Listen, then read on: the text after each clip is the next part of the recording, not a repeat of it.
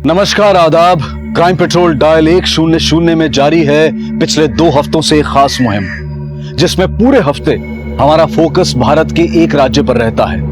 और इस हफ्ते हमारा फोकस है दिल्ली पर, जहां एक तरफ दिल्ली पुलिस को सशक्त बनाने के लिए हर मुनासिब कोशिश की जा रही है। हर गली हर नुक्कड़ को सुरक्षित रखने के लिए सीसीटीवी कैमरास लगाए जा रहे हैं ताकि दिल्ली वासी चैन की नींद सो सके। वहीं दूसरी तरफ उसी दिल्ली शहर में अपराध अपना पता खोज ही निकालता है। 20 जून 2016 की शाम को दिल्ली निवासी पुखराज को उसी के घर में बुरी तरह से तड़पा कर पीटा गया और फिर बर्बरता से उसका कत्ल कर दिया गया। कौन थे ये और क्यों इनके अंदर इतनी हैवानियत भरी हुई थी कि जिसका खामियाजा पुखराज को अपनी जिंदगी गंवाकर चुकाना पड़ा।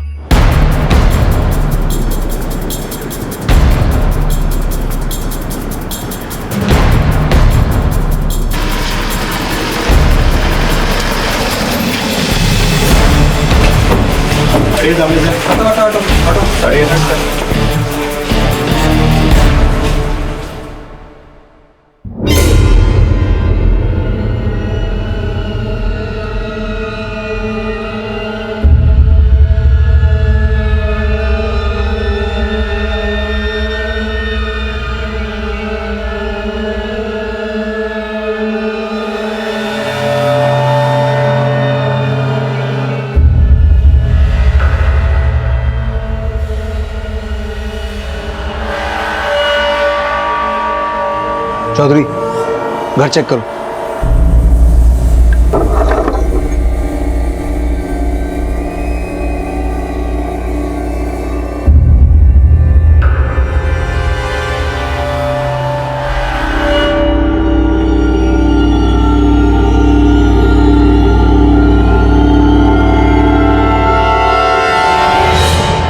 सर, लगता है मर्डर लूट के इरादे से किया गया है। लेकिन डेड बॉडी को देखकर लगता है इसे टॉर्चर किया गया है, जैसे किसी ने इससे अपनी दुश्मनी निकाली हो। चौधरी, बॉडी को पोस्टमार्टम के लिए भिजवाओ। सर, ये शबनम इसी ने कॉल किया था। साहब, मैं यहाँ साफ सफाई का काम करती हूँ। सुबह आई तो दरवाजा खुला था और पुखराज सेठ। पुखराज के अलावा और कौन कौन है घर में? मालिक की बीवी और उनका बेटा। लेकिन मैं सुबह आई तो दोनों ही यहाँ नहीं थे। नाम क्या है उनका? मालकिन का गौधुली और बेटे का विनय। आप जिस नंबर को डायल कर रहे हैं वो इस समय स्विच्ड ऑफ है। आप जिस नंबर को डायल कर रहे हैं वो इस समय स्विच्ड ऑफ है। सर, माँ बेटे दोनों का नंबर बंद है। पुखराज का और कोई रिश्तेदार, सगा संबंधी? साहब की एक बहन है और एक भाई। बहन शादीशुदा है, फरीदाबाद में रहती है। और भाई? कामराज नाम है उनका। पीतमपुरा में केबल की दुकान है, वो वहीं रहते। पुखराज की बहन और जीजा को कॉल करो, पुलिस स्टेशन बुलाओ, और कामराज को भी। सर,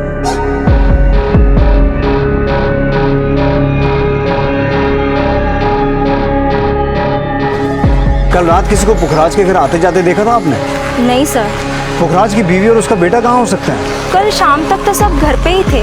आपकी किसी से कोई बात हुई थी? गौधुली से बात हुई थी, वो हमारे कामवाली का नंबर मांग रही थी। उन्होंने अपनी कामवाली को निकाल दिया है ना। किसे? शबनम को? हाँ। क्यों निकाला था, कुछ बता? शबनम थोड़ी सी बदतमीज है। कल वो अपने पति को भी लेकर आई थी और पुखराज के साथ उनके कुछ तू में हो रही थी। सुनिए जी, आपने शबनम का हिसाब कर दीजिए, वो आजकल बहुत ज्यादा ही बोलने लगी है। जरा फोन लगा उसे, अभी सीधी करता हूँ उसकी जुबान में। फोन लगाने की जरूरत नहीं है, मैं आ गई। अब लाओ मेरी तनख्वाह। तनख्वाह तो बड़ी अक्कड़ से मांगती है, पर तूने जो वो मेरी इंपोर्टेड घड़ी तोड़ी है उसका हर्जाना भरेगा कौन? कहीं ऐसा ना हो साहब कि हर्जाना आपको भरना पड़ जाए। मुझे उंगली दिखाएगा तू? मुझे उंगली दिखाएगा? हाँ, अभी पुलिस को फोन करता हूँ। साहब, पुलिस को मत बुलाइए। हम लोग गरीब लोग हैं साहब, आपको जो देना है वो दे दीजिए। अब आइएगा कल ठिकाने। चल निकल इधर से, निकल। चलिए, दिखता क्या? फुट। दोबारा यहाँ शक्ल मत दिखाना। शबनम और उसके पति को थाने में बुलाओ और बाकी मोहल्ले में पूछताछ जारी रखो। सर, तुझे तुझे पुखराज ने काम से निकाल दिया था, फिर क्यों आई थी आज? साहब मैं तो सिर्फ अपनी तनख्वाह लेने के लिए आई थी। तनख्वाह लेने आई थी या हर्जाना चुकाने आई थी? क्यों बे, तुझमें बहुत चर्बी है। साहब ऐसा क्यों बोल रहे हैं साहब? क्यों, तूने पुखराज को कल धमकी नहीं दी थी? वो शबनम को तनख्वाह नहीं दे रहा था साहब। तो तू उसका मर्डर कर देगा? नहीं साहब, मैंने उसका मर्डर नहीं किया है साहब। साहब हम लोग गरीब हैं इसलिए आप हम पे शक कर रहे हो ना। एक तो 2 महीने की तनख्वाह नहीं मिली है और अब आप। तूने जरूर कोई चोरी चकारी की होगी, इसलिए उसने तेरी तनख्वाह रोकी। साहब हम चोर नहीं है, मेरे से उसकी महंगी वाली घड़ी टूट गई थी, लेकिन मैंने जानबूझ के थोड़ी ना तोड़ी थी। इतना अमीर आदमी था, लोगों को लाखों करोड़ों बांटता था, बस मेरे 5,000 देने में उसको भारी पड़ रहा था। तो तेरी नजर उसके पैसे पे थी? नहीं साहब। तो तुझे कैसे पता कि वो लोगों को लाखों करोड़ों बांटता था? बोल। मालिक मोटे पैसों का लेन देन करते थे, काम करते करते कानों में बात पड़ी थी। अरे क्या बात कर रहा है तू? अरे 30 लाख क्या, तू 40 लाख मांगता ना तो भी दे देता मैं। हाँ चल अभी मस्का लगाना बंद कर अभी। हाँ कोई नहीं, शाम को ले जा। अरे शबनम जरा चाय बनाना, फर्स्ट क्लास कड़क शक्कर कप। जी साहब। साहब मेरी तनख्वाह। अच्छा तनख्वाह देता हूँ अभी।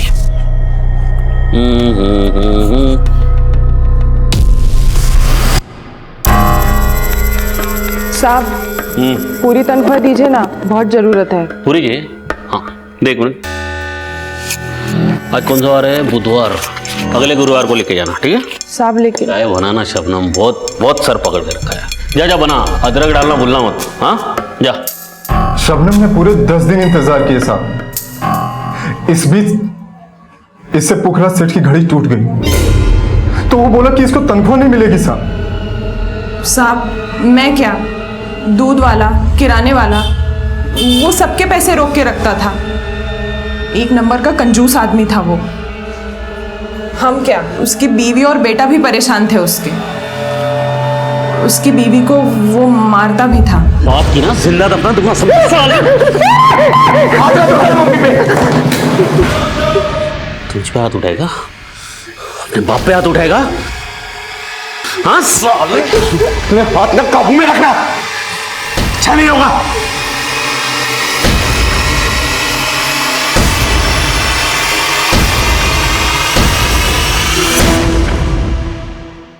क्यों मारता था वो अपनी बीवी को?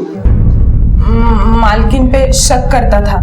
कैसा शक? उन्हें शक था कि शायद मालकिन का उनके भाई के साथ कोई चक्कर। कामराज से? हाँ साहब, पर उनका बेटा हमेशा माँ को बचा लेता था। मुझे तो लगता है वो माँ बेटे ने मिलके ही कुछ किया होगा और आप खामखा हम दोनों पे शक कर रहे हो। शबनम का बयान क्रॉस वेरीफाई करो। सर मैं कामराज की दुकान पे गया था, लेकिन उसकी दुकान पे ताला लगा है। मैंने आसपास के लोगों से पूछताछ की, लेकिन कुछ खास पता नहीं चला। मैंने उसका फोन सर्विलेंस पे डाल दिया सर। और पुखराज का बेटा विनय? सर विनय लाला नेकचंद कॉलेज में पढ़ता है। मैंने उसके कुछ क्लासमेट से बात की, लेकिन किसी को उसके बारे में कुछ खास पता नहीं। सर पूछताछ में पता चला है कि पुखराज के पास एक कार थी जो 1 हफ्ते पहले उसके ऑफिस के बाहर से चोरी हो गई। चोरी हो गई? पुखराज का ऑफिस कहाँ है? सरस्वती विहार में।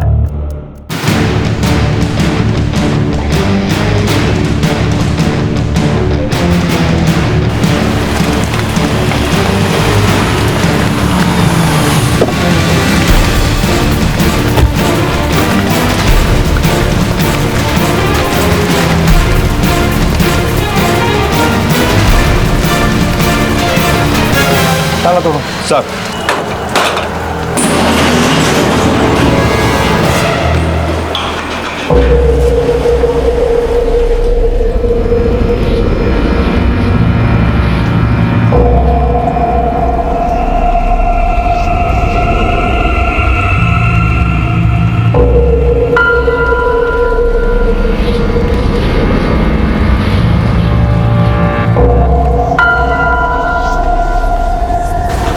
घर के साथ साथ ऑफिस में भी चोरी हुई। जितनी बेरहमी से पुखराज को मारा गया, उससे ऐसा लगता है कि ये काम पुखराज के किसी दुश्मन का है। लेकिन बड़ी हैरानी की बात है कि गायब उसके अपने हैं। चौधरी, मुझे पुखराज की कॉल डिटेल्स, बैंक डिटेल्स, हर फाइनेंशियल डिटेल चाहिए। और ये पुखराज की बहन और जीजा कब आ रहा है? सर वो फरीदाबाद में रहते हैं, अभी पहुंचने वाले होंगे। पुखराज से आखिरी बार कब मिले थे आप लोग? कई हफ्तों से कोई मुलाकात नहीं हुई, पर फोन पर अक्सर बात होती रहती थी। आखिरी बार कब बात हुई थी आपकी? अब कल उसे मेरी कार चाहिए थी, इसलिए उसने फोन किया सी।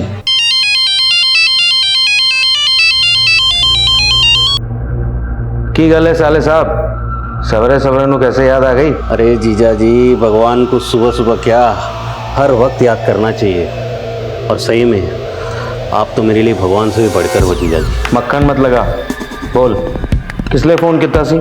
अच्छी सी डील करने जा रहा हूँ, बड़ी बढ़िया डील है।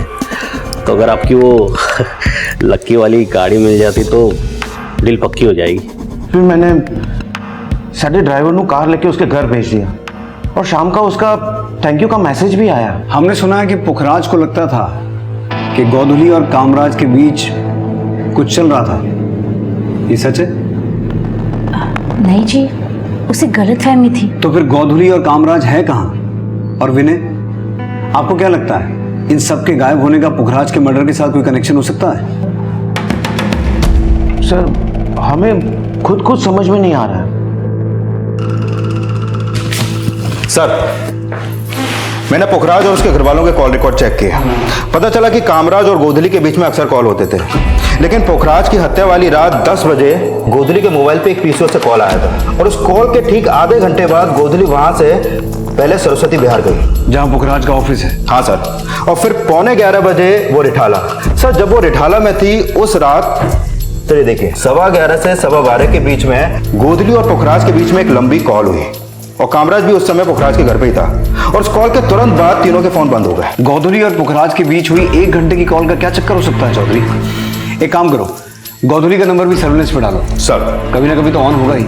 और घटना के वक्त विनय की फोन लोकेशन क्या थी? सर उस दिन विनय की फोन की लोकेशन रात 9 से 11 के बीच में गुड़गांव में थी और रात 11 बजे के बाद उसका फोन बंद हो गया।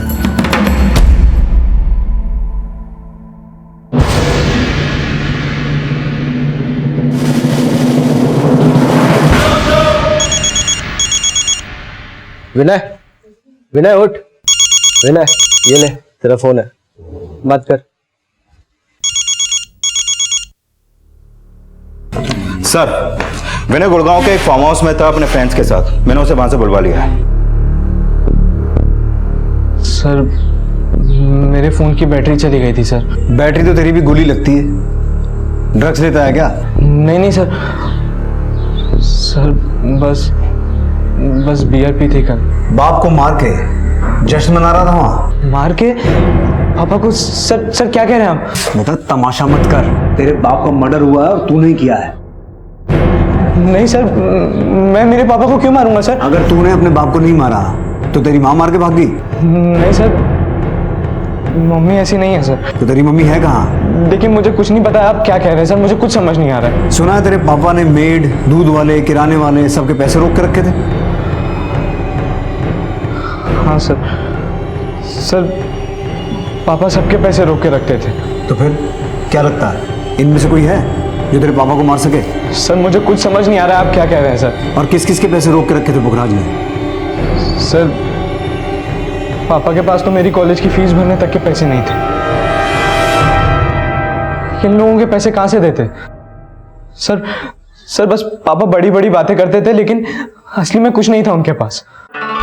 गले की चेन, घड़ी सब नकली पहनते थे, पर बताते असली थे।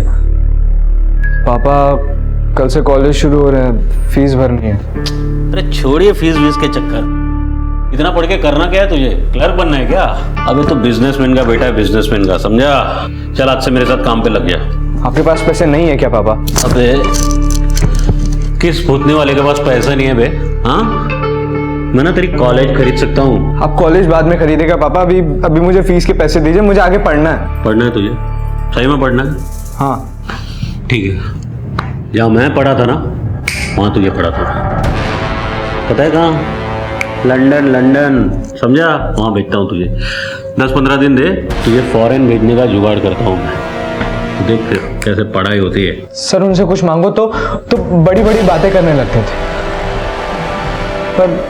पर होता कुछ नहीं था सर। हो सकता है तेरे पापा की कोई मजबूरी रही हो, पर तूने उनका हाथ बटाने की बजाय उन्हीं पे हाथ उठा दिया। नहीं नहीं सर। झूठ मत बोल, शबनम ने सब कुछ बता दिया है। सर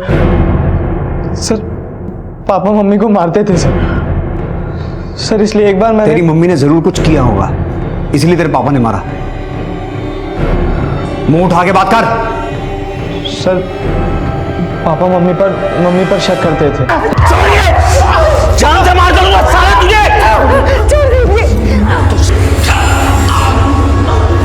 चाचा लगी तो नहीं? कब लगे ज्यादा? नहीं कितना खून बह रहा है।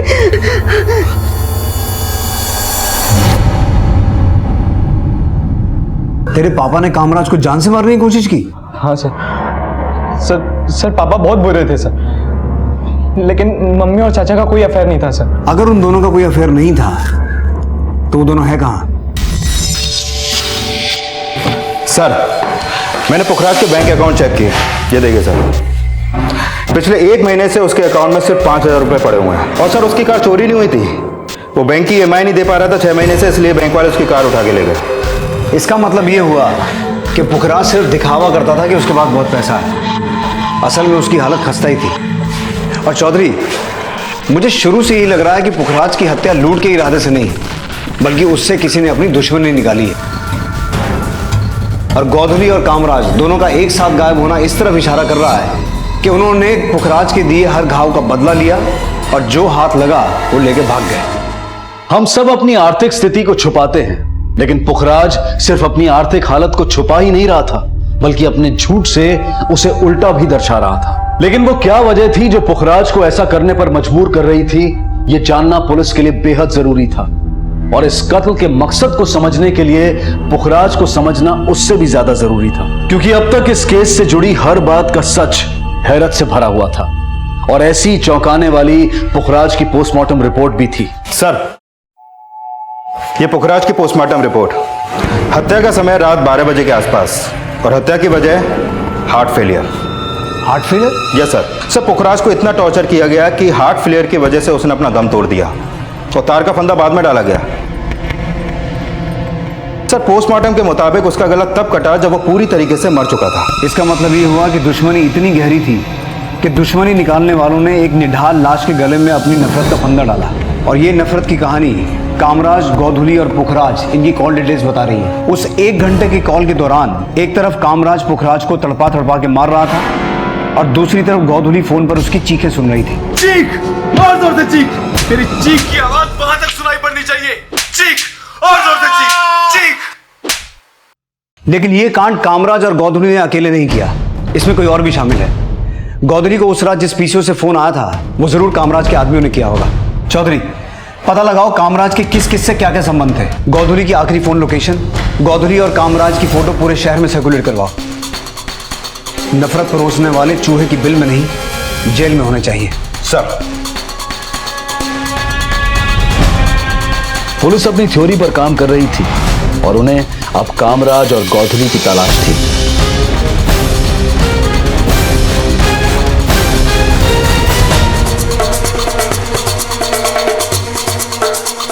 लेकिन फिर कुछ ऐसा हुआ जिसने इन थ्योरीज के सारे समीकरण बदल दिए।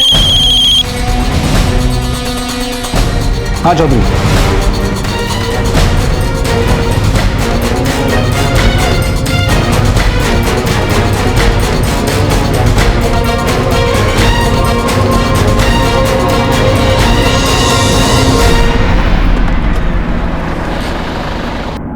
चलिए देखिए।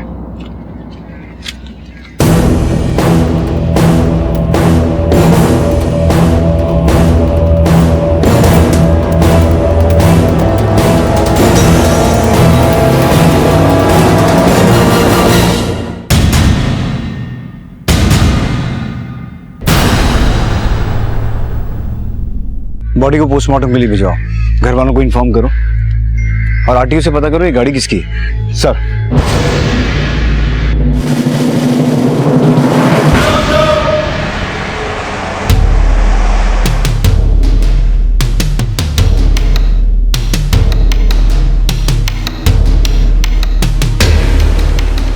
अरे सर मैंने की कितना सी, अरे जवाब तो दो सर। क्या किया है कहाँ इन्होंने? लेके जा रहे हो? कहाँ ले जा रहे हो? क्या किया है सर? सर लेकिन मैंने किया क्या है सर? अरे सर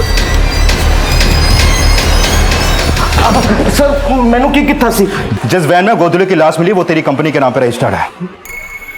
सच सच बोल, पुखराज और गोदली की हत्या तू नहीं करवाई है ना? नहीं सर, मेरी वैन तो चोरी हो गई थी, मैंने सवेरे ही पता चला। तो कंप्लेन क्यों नहीं करवाई? सर मैं कंप्लेन लिखवाने ही वाला था, लेकिन पहले पुखराज की हत्या की खबर, फिर गोदली। सर ऐसे में कहाँ ध्यान रहता है? ड्रामे मत कर, सच सच बोल। सर आप ही सोचिए, अगर मुझे गोदली और पुखराज को मरवाना होता तो मैं मेरी वैन क्यों यूज करवाता? सर मैंने कोई फंसा रहा है। फंसा रहा है? अब तू बोलेगा कि कामराज ने वो वैन चोरी की ताकि तू फंस जाए। सर आप हम पे बेकार में शक कर रहे हैं। ये सब करके आखिर हमें क्या मिलेगा? भाइयों की जायदाद और फिर विनय का पत्ता काटना तो तुम्हारे लिए बहुत आसान है। आपको कोई गलतफहमी हो रही है। नैतिक और मेरे पास किसी चीज़ की कोई कमी नहीं है, और फिर हम अपने भाई भाभी का खून क्यों करवाएंगे? वैसे भी पापा ने वीर में सारी जायदाद मेरे नाम से कर दी थी। मतलब तुम हमेशा से किस्मत वाली रही हो या फिर शातिर? नहीं सर, पुखराज ने मेरे हस्बैंड से लाखों रुपए उधार लिए थे और उसकी लौटाने की हैसियत नहीं थी, इसीलिए उसी ने पापा पर दबाव डाल के विल में मेरा नाम लिखवाया था। मैंने उसे कभी कुछ नहीं कहा। और कामराज, उसका इस जायदाद पे कोई हक नहीं था? कामराज इसी बात से तो चिढ़ता था मुझसे और पुखराज से। उसे लगता था कि मैंने उस पर दबाव डाला है, मैंने कहा है पुखराज को कि विल में मेरा नाम लिखवाऊं। तो तुम ये कहना चाहती हो कि कामराज ने तुमसे और पुखराज से बदला लिया, पहले मर्डर करवाया और फिर तुम्हारे पति की वैन यूज करके उसे फंसवा दिया? मुझे लगता है ये पुखराज के पुराने कांड है और उसका खामियाजा हम सब भुगत रहे हैं। पुराने कांड? मतलब? पुखराज पहले से बहुत बड़बोला था, हमेशा बड़ी बड़ी बातें करता था।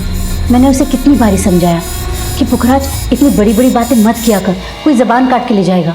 अरे दीदी, जुबान छुरी से भी पैनी होती है, बस चलाने की कला आनी चाहिए। अच्छा सामने वाला कट जाता है यूं। तो आज तू हमें काटने आया है? क्या बात कर रही है दीदी, क्षमा कीजिए। मक्खन मत लगा, बोल कितने चाहिए? जी वो जीजा जी 10 लाख। 10 लाख? बड़े मौके की जमीन देखिए मैंने जीजा जी, बहुत बढ़िया जमीन है, कसम से बोलता हूँ। वो बयाना पकड़ाना पार्टी को तो, वरना चली जाएगी ना। पर बयाना तो दे देगा, और पूरी पेमेंट का क्या करेगा? उतने पैसे हैं तेरे पास? जब बयाना दूंगा तो लूंगा भी तो। 50 लाख की जमीन 55 लाख में बेच दूंगा, यूं यूं यूं यूं। मैंने और मेरे हस्बैंड ने जो भी अपने भाई के लिए किया उसे अपना समझ के किया। कोई भी बहन या जीजा इतना कभी नहीं करेंगे। मैं आपसे रिक्वेस्ट करती हूँ, नैतिक को छोड़ दीजिए। नैतिक की गाड़ी में से गोदली की लाश मिली है सुनीता जी, और जब तक इन्वेस्टिगेशन खत्म नहीं होता वो जेल में ही रहेगा। सर मैंने नैतिक के ड्राइवर्स को भी रिमांड पे लिया, ना तो नैतिक कुछ बोल रहा है और ना ही उसके ड्राइवर्स। कामराज का कुछ पता चला? नहीं सर। क्या लगता है चौधरी, नैतिक की वैन वाकई में चोरी हुई होगी? सर हो सकता है कि कामराज ने ही वो वैन चोरी करवा के मर्डर करवाया, क्योंकि ये तो साफ है कि पुखराज की हत्या वाली रात कामराज के फोन की लोकेशन पुखराज के घर की थी। अगर ये सारे कांड कामराज के किए हुए हैं तो उसका मकसद पुखराज और सुनीता से बदला लेने के अलावा और कुछ नहीं हो सकता, क्योंकि पुखराज के पास पैसे तो थे नहीं और जायदाद पहले से ही सुनीता के नाम पे थी। सर पता चला है कि पुखराज लॉटरी भी खेलता था और उसकी 10 करोड़ की लॉटरी लगी थी। कहाँ से पता चला? पुखराज के घर के पास एक सैलून वाले ने बताया। इसी पैसे से पुखराज उसके साथ स्पा खोलने वाला था। अरे अब्दुल भाई, अपने पास ना पैसों की कमी है ना बिजनेस के आइडियाज की। हाँ, पर अब सारे रन में अकेले तो नहीं कर सकता ना, आपका साथ चाहिए। अगर आप साथ देंगे अब्दुल भाई तो उस लॉटरी से मिलने वाले 10 करोड़ से हम पूरे दिल्ली भर में स्पा खोल सकते हैं। मुझे लगता नहीं कि इस बात में कोई सच्चाई होगी। पुखराज ने जरूर सैलून वाले के पैसे देने होंगे, इसलिए बड़ी बड़ी छोड़ रहा होगा। सर ये बात सच है कि पुखराज लॉटरी खेलता था। मैंने सैलून वाले के अलावा और कई लोगों से ये बात कंफर्म की है। सभी का कहना है कि पुखराज की लॉटरी लगी थी। सर अगर ये लॉटरी वाली बात वाकई में सच है तो हो सकता है कि कामराज ने ही इन लॉटरी के पैसों के लिए पुखराज का मर्डर किया हो। बड़ी सोच, बड़े सपने और बड़ी बड़ी बातें, और उन सब को साबित करने के लिए बड़े से बड़ा झूठ बोलने में भी पुखराज एक बार भी नहीं कतराया। पर क्या इस झूठ के बीच में कहीं कोई एक सच भी छुपा था? क्या वाकई में उसकी लॉटरी लगी थी और कहीं से अचानक आए ये पैसे ही कहीं उसकी मौत का कारण तो नहीं बन गए थे? इस बात का अंदाजा लगा पाना बहुत मुश्किल था, क्योंकि पुखराज का किरदार इस केस को सॉल्व करने में सबसे बड़ी रुकावट था। और जो खुलासे इस केस में हो रहे थे वो भी इस केस को कम नहीं उलझा रहे थे। सर, गोदली की पोस्टमार्टम रिपोर्ट, गोदली को तो पुखराज से भी ज्यादा टॉर्चर किया गया है सर। हत्या से पहले उसके साथ रेप भी हुआ है। और हैरानी की बात यह है सर कि गोदली की हत्या का समय पुखराज की हत्या के समय से भी मैच होता है। इसका मतलब 1 घंटे लंबी कॉल जो गोदली और पुखराज के बीच हुई, उसमें पति पत्नी एक दूसरे की चीखें सुन रहे थे। जिस तरीके से पुखराज के साथ टॉर्चर किया गया और गोदली के साथ रेप हुआ, कुछ समझ में नहीं आ रहा। क्या वाकई में इसमें पुखराज की फैमिली का हाथ हो सकता है? सर, पुखराज कामराज पे ऐसी तो शक नहीं करता होगा। हो सकता है कि कामराज की अपनी भाभी पर बुरी नजर हो, तभी तो पुखराज ने कामराज को जान से मारने की कोशिश की। सर, कामराज सिर्फ पुखराज से ही नहीं बल्कि गोदली से भी बदला लेना चाहता था। और ये हो सकता है कि ये टॉर्चर लॉटरी के उस 10 करोड़ रुपए का पता लगाने के लिए किया गया हो, जो पुखराज ने कहीं पे छुपा के रखे होंगे। लेकिन जिस पैमाने पर यह कांड हुआ है, उसमें सिर्फ फैमिली एंगल को ही ढूंढना हमारी बहुत बड़ी भूल हो सकती है। क्योंकि पुखराज के बारे में अभी तक जो कुछ भी सामने आया है, उससे ये बात साफ है कि उसके और भी कई दुश्मन होंगे जिनसे हमारा अभी तक सामना ही नहीं हुआ। इस पुखराज से जुड़े हर एंगल को हमें अच्छे से खंगालना होगा। पुखराज के कॉल डिटेल्स के आधार पर पुलिस ने उसके बिजनेस के पुराने साथियों और प्रतिद्वंदियों से पूछताछ की। सर, पुखराज धंधा नहीं दादागिरी करता था। हम पार्टी के पास 2% कमीशन लेते हैं, लेकिन वो 3% कमीशन लेता था। फिर भी लोग उसी के पास जाते थे, हमारे पास नहीं आते थे। ऐसा क्यों? क्योंकि पार्टी को धमकी दिलवाता था।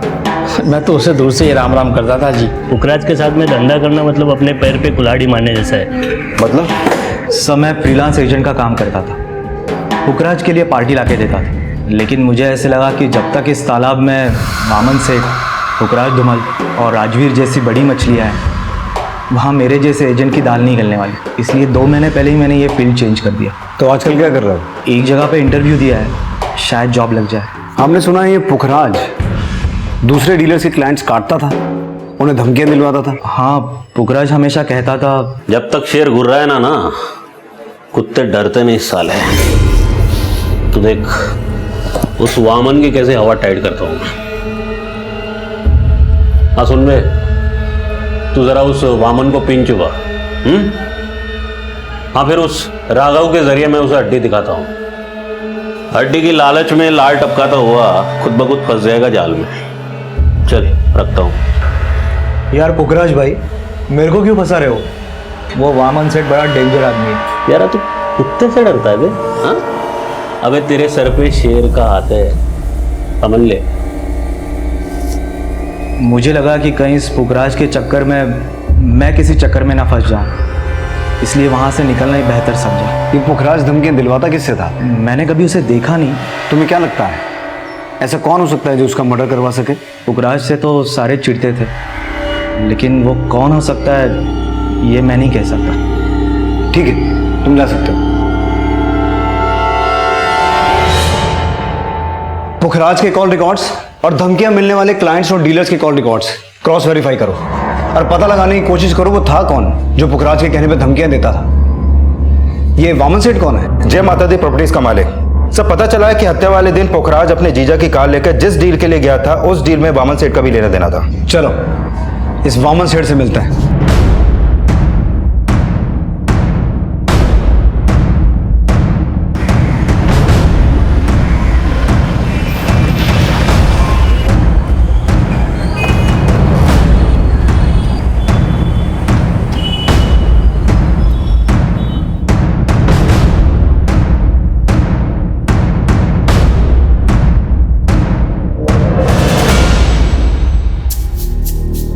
पुखराज मुझसे डील करने नहीं, मुझे बेवकूफ बनाने आया था, लेकिन मैं उसके झांसे में आया नहीं। क्या झांसा दे रहा था वो?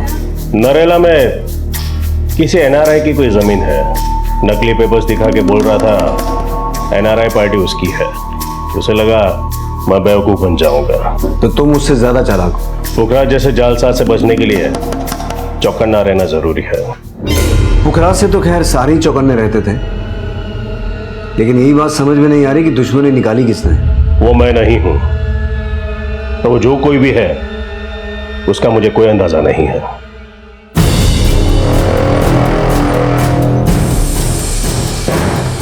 इस केस में कई ऐसे छलावे थे जो पुलिस इन्वेस्टिगेशन की दिशा बार बार बदल रहे थे। पुलिस एक तरफ ये जानने की कोशिश कर रही थी कि वो शख्स कौन था जो पुखराज के कहने पर दूसरे डीलर्स को धमकियां दे रहा था, और दूसरी तरफ कामराज की तलाश भी जारी थी।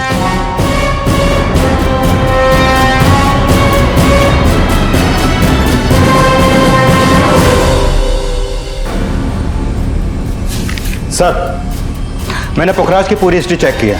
पता चला कि 7 साल पहले वो डीडीए में एम्प्लॉय था। घूस लेते हुए पकड़ा गया और उसके बाद उसे सस्पेंड कर दिया गया। सर, डीडीए में रहते हुए वो सारे 2 नंबर के काम वामन सेठ के लिए करता था। मैंने पता किया कि वामन सेठ और पुखराज के बीच में एक अनऑफिशियल पार्टनरशिप भी थी। सस्पेंड होने के बाद उसका वामन से बहुत झगड़ा हो गया और तभी वामन ने उसके ऊपर एक केस कर दिया। कैसा केस? ये देखिए सर। 7 अगस्त 2008 को पुखराज नशे की हालत में गैर कानूनी हथियार लेकर वामन के ऑफिस गया और उसे ब्लैकमेल किया। क्या यहाँ पर? अबे अपना हिस्सा लेना है और क्या। जब तक तू डीडीए में था ना, मुझे तेरी जरूरत थी। अब तू मेरे कोई काम का नहीं है। चल निकल यहां से।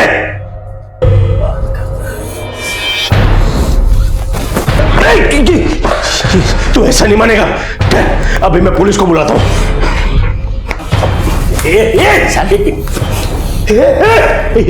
क्या कर रहा है? गोली चल जाएगी। नीचे गाड़ी से।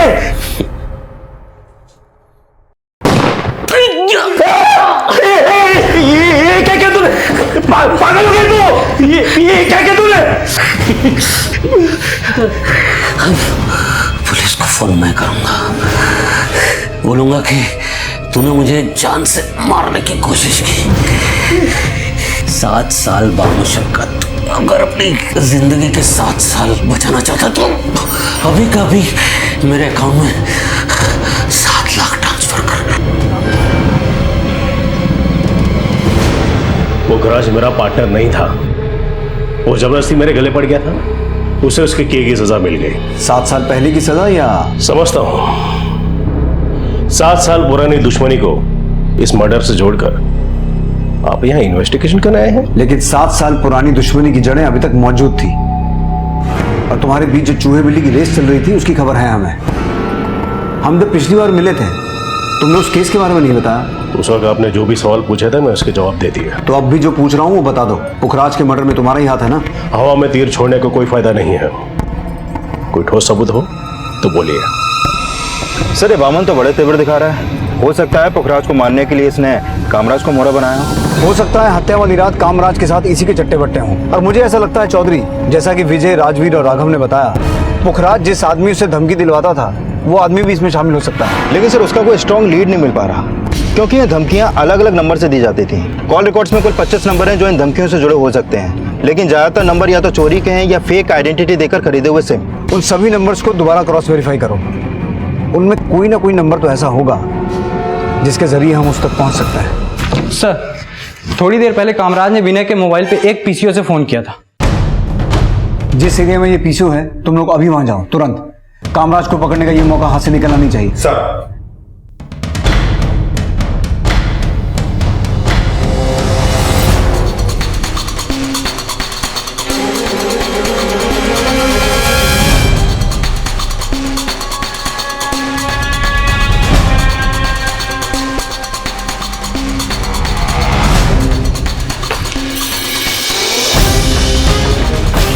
किस आदमी को देखा है?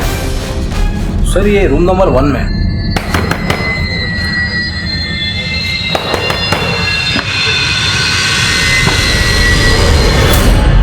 चल। बात क्यों सर? चल। मैंने कुछ नहीं किया। आप लोग कहाँ ले जा रहे हो सर? सर मैंने कुछ नहीं किया सर। मैं बेकसूर हूँ सर। मैंने कुछ नहीं। बेकसूर होता तो भागता नहीं। सर, अगर नहीं भागता तब भी आप मुझे कसूरवार ही समझते। आपको लगता कि पुखराज ने मुझे मारने की कोशिश की है इसलिए मैंने उसे मार दिया। तूने सिर्फ पुखराज को नहीं, अपनी भाभी गोधुली को भी मरवाया। मैंने किसी को नहीं मरवाया सर। तेरी बहन तो ये सोच रही है कि तू उन्हें फंसा के भाग गया। तू उन दोनों से नफरत करता था क्योंकि तुझे जायदाद में हिस्सा नहीं मिला। सर, मैं मानता हूँ कि पुखराज ने हमेशा मेरे साथ गलत किया सर, लेकिन मैंने उसको नहीं मरवाया सर। नहीं मारा सर। तेरा पुखराज की बीवी के साथ क्या चक्कर था? सर, पुखराज जानबूझकर मुझ पे आरोप लगाता था और वो चाहता था कि मैं उस घर पे ना हूं जिस घर पे मेरा भी हिस्सा है। तो फिर हत्या के समय तो पुखराज के घर पे क्या कर रहा था? मैं वहां नहीं था सर। कॉल डिटेल्स में साफ साफ लिखा हुआ है कि हत्या के समय तो वहीं था। क्या कर रहा था वहां? नहीं सर, मैं वहां नहीं था, मेरा फोन वहां था सर। जब पुकार मुझे मारने की कोशिश कर रहा था तब मेरा फोन वहां गिर गया था सर। उसके बाद मैंने गौदली को फोन किया उस रात, तो गौदली ने बताया कि मेरा फोन वहां रह गया है। अगर मैं उस रात वहां वापस जाता तो पुखराज फिर बात का बतंगड़ बना देता, इसलिए मैं अगली सुबह गया। और जब मैं गया तो उसकी लाश देखी और मैं बहुत घबरा गया और मैं वहां से भाग गया। सर, जिन नंबर से पुखराज के नाम से धमकियां दी जाती थी उनमें से एक नंबर किसी गोविंद के नाम पे रजिस्टर्ड है। जब मैंने इससे पहले पूछताछ की तो बोला कि मेरा मोबाइल खो गया है, और अभी जब इसका बैकग्राउंड चेक किया तो पता चला कि ये 2-3 बार जेल जा चुका है। ये देखिए सर उसका फोटो। बुलाओ इसको। बोल, किस किस को धमकी देता था? सर मैं किसी को धमकी नहीं देता था सर। सर मेरे फोन का तो मिसयूज किया गया सर। जब तक ये सच ना बोले धुलाई करो इसकी। सर प्लीज बोल। नहीं सर, मैंने चेक किया तो पता चला कि जब पुखराज को 2 साल की कैद हुई थी तब गोविंद तिहाड़ जेल में ही था। मतलब पुखराज और उसकी पहचान जेल में ही हुई होगी। लेकिन सर, गोविंद के अलावा पुखराज के साथ जेल में एक और आदमी था तो जेल से निकलने के बाद पुखराज के साथ काम कर रहा था। कौन? सर मुझे नहीं पता कि गोविंद पुखराज के लिए धमकी देता था या नहीं। मैं तो ईमानदारी से। धमकियां गोविंद नहीं तू देता था। गोविंद के साथ मिलकर तूने जो कांड किया है वो हमने गोविंद से उगलवा लिया है। अब तू साफ साफ बोलेगा या अपने तरीके से उगलवाएं? सर मैं वो सर मेरी और पुखराज की मुलाकात पहले जेल में ही हुई थी। भाई आपने बताया नहीं, आप बाहर करते क्या थे? मैं बाहर ना लोगों के सी काटता था। भाई मेरा सी मत काट देना। अरे क्या बात कर रहा है यार, तो भाई है मेरा। बैठ। करोड़ों की जायदाद है मेरे पास। अब 25-30 लाख तो ऐसे ही पड़े रहते हैं। भाई तो क्यों ऊपर आजा बैठ। कुबेर बाबा का आशीर्वाद है। जेल से निकल कर मिलना मुझे, तेरा भी बेड़ा पार कर दूंगा। पिछले साल मैं जेल से रिहा हुआ तो पुखराज से मिला और अपने लिए काम मांगा। अरे टेंशन ना ले भाई, क्यों पाल रहा है? पुखराज ना यारों का यार है। मैं पुखराज के कहने पर लोगों को धमकाया करता था। अक्सर सिम बदल बदल कर मैं लोगों को धमकाता था। उसके साथ काम करते मैंने अपने ज़िंदगी के 8 महीने बर्बाद कर दिए, पर एक दहला भी नहीं कमाया था। इसलिए 2 महीने पहले मैंने उसका साथ छोड़ दिया। फिर कुछ दिन पहले हमारी फिर से मुलाकात हुई। ठीक है। हाँ जी। ओ क्या हाल है महाराज? रन छोड़ू? मैं रन छोड़ू? अरे आप डबल रन छोड़ू। कितना छोड़ते थे? ये करवाऊंगा वो करवाऊंगा, क्या खाक किया है? ये प्रॉपर्टी का बिजनेस ना थोड़ा पेशेंस का होता है, वरना आम का गुद्दा कोई और गुटलियां कुत्ते खा जाते हैं।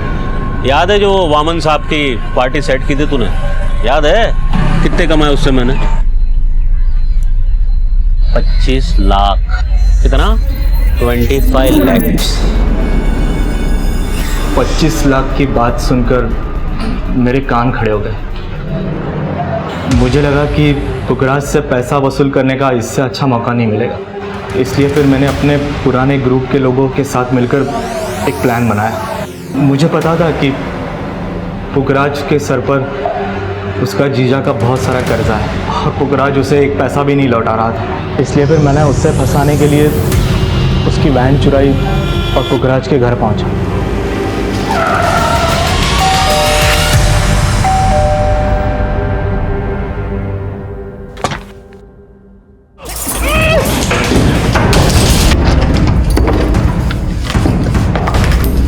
बहुत ढूंढने पर भी उसके घर में मुझे सिर्फ 8,000 रुपये मिले और थोड़ा बहुत सोना और कुछ नहीं था वहाँ पर।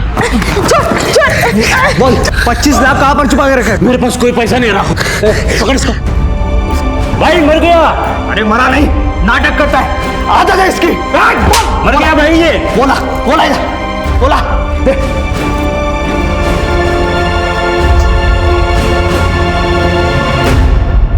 चल सोना निकाल इसका।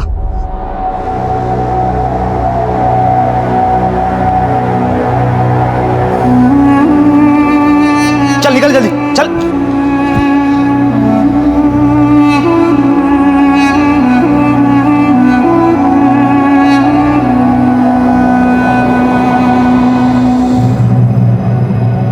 अपने बच्चों को सिखाते हैं कि झूठ की उम्र लंबी नहीं होती, लेकिन वहीं हमारी मानसिकता यह होती है कि छोटे छोटे झूठ बोलने से तो कोई नुकसान नहीं होता। लेकिन कब कौन सा झूठ हमें या हमारे सामने वाले को अपराधी बना दे और मौत का सबब बन जाए, ये पता ही नहीं चलता। इसलिए ये बेहद जरूरी है कि हम जो हैं, जैसे हैं, उसी सच को अपनाएं, ताकि किसी और पुखराज को एक झूठी जिंदगी जीने का खामियाजा अपनी जान देकर ना चुकाना पड़े। इसी विचार के साथ अब मैं अनूप सोनी आपसे विदा लेता हूं। फिर मुलाकात होगी अगले एपिसोड में जुर्म की एक और कहानी के साथ। तब तक अपना और अपने परिवार का ख्याल रखें और देखते रहें क्राइम पेट्रोल डायल 100। सबक एक को सीख हम सबको। जय हिंद।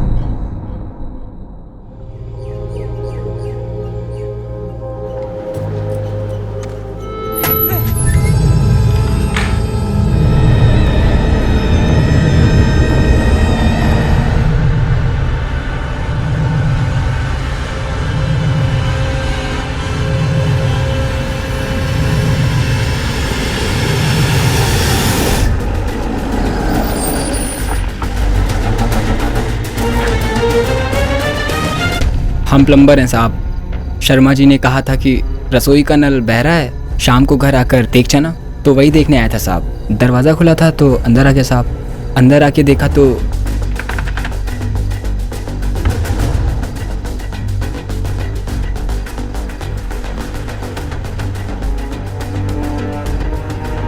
कुंडी भी सही सलामत है, ताला भी नहीं टूटा। इसका मतलब कातिल जो भी था जबरदस्ती घर में नहीं घुसा। सर, सारे खिड़की जंगले चेक कर लिए हैं, सारे ग्रिल मजबूती से लगे हुए हैं, कोई भी अंदर बाहर आ जा नहीं सकता।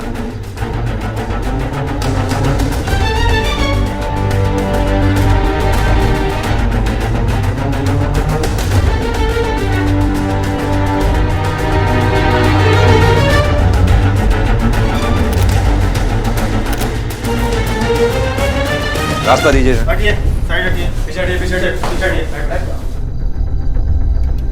जिसकी डेड बॉडी अंदर है, इसे कभी देखा है आपने आते हुए जाते? सर ये यहाँ रहते तो नहीं, कभी आते जाते देखा हो तो ध्यान नहीं। शर्मा जी के एक लड़के और लड़का है, और लड़के की शादी जो है वो गाजियाबाद में हुई है, और बेटा जो है वो नोएडा में सर्विस करता है। और हमने उनको खबर तो कर दी सर, और कुछ ही घंटे में वो आते होंगे सर।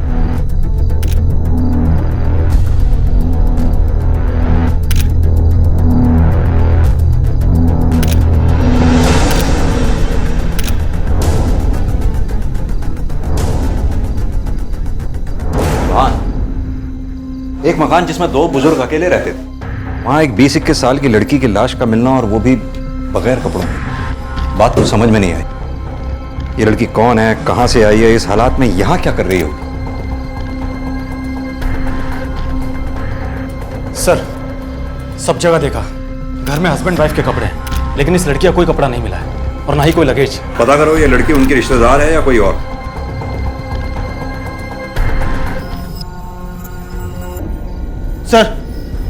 सर अंदर एक अलमारी है, अलमारी के अंदर तिजोरी है, चौक खुली पड़ी है। सर हैरानी की बात यह है कि किसी ने उसे छुआ तक नहीं, सिवाय टीवी के। मतलब सर?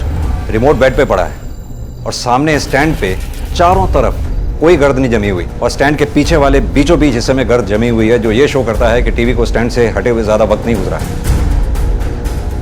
टीवी गायब है। एक बात समझ में नहीं आई, कोई टीवी चुराने के लिए 3-3 कत्ल क्यों करेगा? और जिस तरह से बॉडीज को चाकुओं से गोदा गया है, मुझे तो ऐसा लगता है कातिल ये इंश्योर करना चाहता था कि कोई भी जिंदा ना बचे। जनरली लुटेरे ऐसा करते नहीं हैं। जनाब, एक आदमी की जेब से निकला है।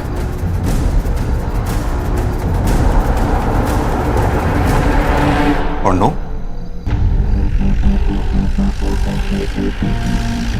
मोहल्ले में कोई ऐसा जिनसे इनकी दुश्मनी हो? No sir.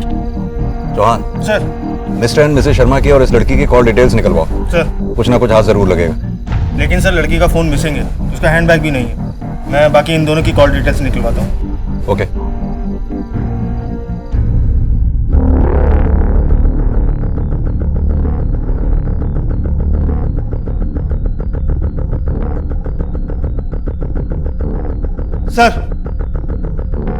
Sir postmortem report, इसमें कुछ खास नहीं है। लड़की के साथ रेप का भी कोई एविडेंस नहीं मिला, लेकिन हाँ सर, उसके हाथों पर कुछ खास किस्म के निशान मिले, जैसे कि किसी ने उसे कस के पकड़ा हो। सर इसका मतलब कातिल एक नहीं 2 लोग हैं। लेकिन उसके बदन पर कपड़े भी नहीं थे। रेप भी नहीं हुआ था उसका, यानी कपड़े उसने अपनी मर्जी से उतारे थे। सवाल ये उठता है क्यों और किसके लिए? सर, शर्मा की जेब से कॉन्डोम का पैकेट मिला था, इसका मतलब कहीं दोनों के बीच में कुछ हो सकता है। लेकिन चौहान, मिस्टर शर्मा लड़की को उस वक्त घर पर क्यों बुलाएंगे जब मिसेस शर्मा घर पर ही थी? एनीवेज, वो लड़की के बारे में कुछ पता चला? नहीं सर, अभी नहीं। सर, उस लड़की के जो कपड़े हमें वहां से मिले थे, उसके पॉकेट से रसीद मिली है। लेकिन इस पे कुछ नाम तो लिखा नहीं हुआ।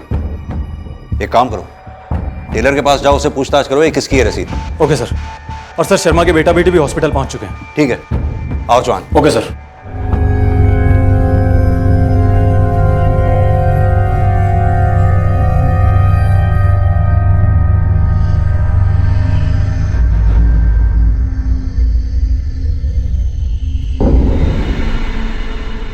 आइए आप दोनों, आपको कुछ और भी दिखाना है। आइए।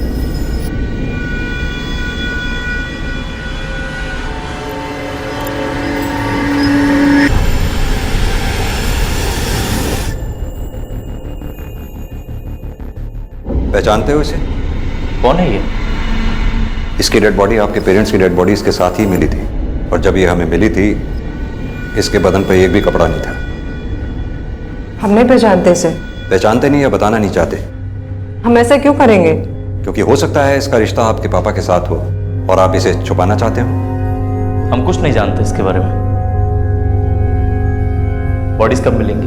कल शाम तक। सर, इन लोगों के रिएक्शन ऐसे नहीं लग रहे थे जैसे नॉर्मल बच्चों के अपने माँ बाप की लाश को देखकर होते हैं। चौहान, जिस तरह से लड़की की लाश उनके पेरेंट्स की लाश के साथ मिली है, शायद इसलिए ऐसे हालात किसी भी बच्चे के लिए एम्बैरेसिंग हो सकते हैं।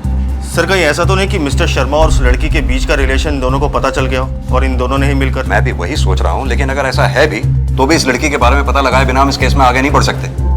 आओ। हाँ बोलो। सर, हम मिस्टर शर्मा और मिसेस शर्मा के कॉल रिकॉर्ड्स को वेरीफाई कर रहे हैं। हाँ। लेकिन मिस्टर शर्मा के बैंक डिटेल में कुछ गड़बड़ लगती है। पिछले कुछ महीने से लगातार मिस्टर शर्मा अपने अकाउंट से 5 से 6 लाख का कैश निकाल रहा है। इतने पैसों की उसे क्या जरूरत पड़ती थी निकालने के लिए? पता लगाओ, देखते हैं क्या निकलता है। Okay sir.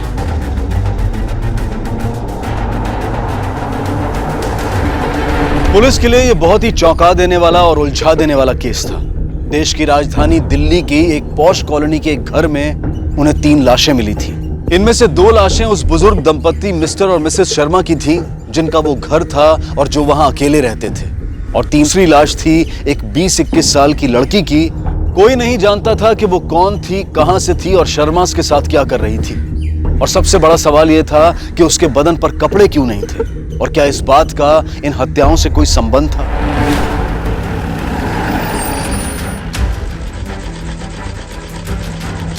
सुनिए, इस रसीद को पहचानते हो? हाँ साहब, ये तो मेरी ही दुकान की है। कस्टमर का नाम नहीं है इस पर, बता सकते हो किसको दी थी? सर, देखना पड़ेगा। ये रसीद हमें इस लड़की के पास से मिली है, पहचानते हो इसे? ये लड़की अक्सर शर्मा जी के घर आया जाया करती थी, और आपका घर शर्मा जी के घर के ठीक सामने है। ऐसा कैसे हो सकता है कि आप लोगों ने इसे कभी देखा ही ना हो? सर, उस दिन मैं छत पे जब कपड़े सुखा रही थी तब मैंने इस लड़की को आते हुए देखा था।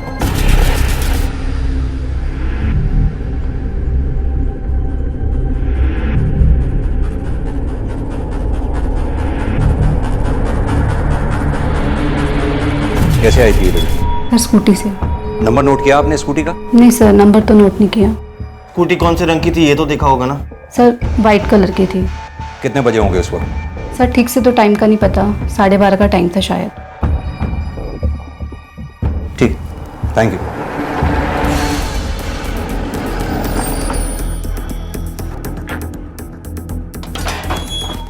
सर, अगर वो लड़की स्कूटी पे यहाँ आई थी तो वो स्कूटी हमें बरामद क्यों नहीं हुई? चौहान, अकेला टीवी ही गायब नहीं हुआ है, स्कूटी भी गायब हुई है। लेकिन ऐसा हो कैसे सकता है? 2 लोग टीवी जैसी बड़ी चीज लेकर स्कूटर पर सवार होकर और बीच मोहल्ले में से निकल जाएं और किसी की नजर तक ना पड़े।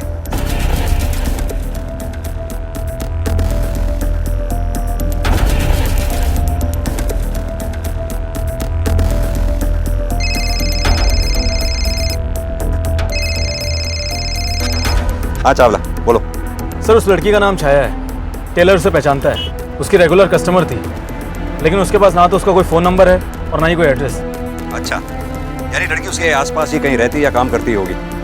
एक काम करो, उसकी फोटो की कॉपीज निकलवाओ और थाने से कुछ लोग बुलवा कर आसपास के एरिया में पूछताछ करवाओ। आई एम श्योर जरूर कुछ ना कुछ हाथ लगेगा। Okay sir. चौहान आओ।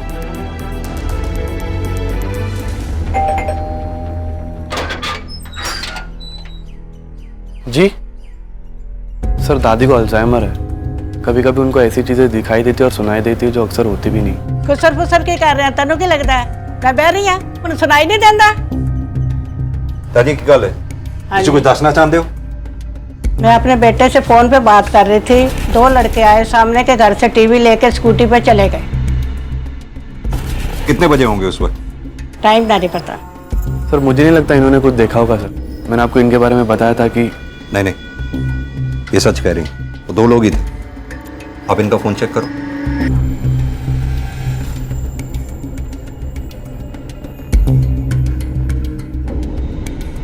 जी सर, कल दोपहर को इन्होंने मेरे डैडी से बात की थी। कितने बजे? एक 19 से 23 के बीच में। दादी जी, उनके चेहरे देखे थे आपने? शक्ल कैसी थी मतलब उनकी? जवान मुंडे थे, टोपी पहने थे, चेहरा नहीं देखा। ठीक है दादी, धन्यवाद।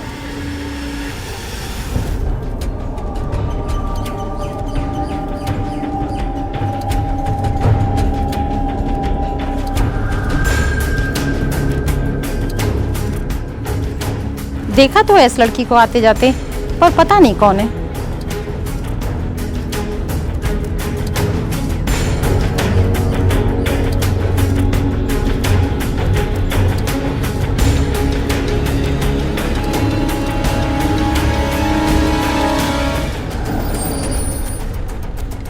अब तक पुलिस को लगने लगा था कि हो ना हो इस लड़की छाया की लाश पर कपड़ों का ना मिलना, इस बात का कोई ना कोई संबंध इन हत्याओं से जरूर था। लेकिन तमाम कोशिशों के बाद भी इस लड़की की पहचान उनके लिए एक पहेली बनी हुई थी जो सुलझने का नाम नहीं ले रही थी। लेकिन मैंने किसी को नहीं देखा सर। ठीक से याद करो बेटा। उस दिन एक लड़की आई थी व्हाइट कलर की स्कूटी पे, जिस पर थोड़ी देर बाद 2 लड़के निकले थे यहाँ से। सर वो व्हाइट स्कूटी देखी थी मैंने, शर्मा अंकल जी के घर में खड़ी थी। मेरी बॉल वहाँ पे चली गई थी तो मैं ही लेने गया था। ओए, क्या जब देखो क्रिकेट खेलते रहते हो? मैदान समझ रखा है? Sorry uncle. सॉरी का बच्चा, चल बाहर चलो। चलो चलो। दोबारा नहीं जानी चाहिए। बेटा ठीक से याद करके बताओ, उस दिन मिस्टर शर्मा घर से बाहर ही गए थे, अंदर नहीं? उन्हें जाते हुए देखा था और आते हुए भी। 5 या 10 मिनट में वापस आ गए थे। किस तरफ गए थे वो? इस तरफ। चाचा, इसे पहचानते हैं आप? चौहान, लड़की के आने के बाद शर्मा अपने घर से निकले और इस गली से होके गए। 10 मिनट में वापस भी लौट आए, यानी 5 मिनट में जाना और 5 मिनट में आना। कहाँ गए होंगे वो? आओ जरा।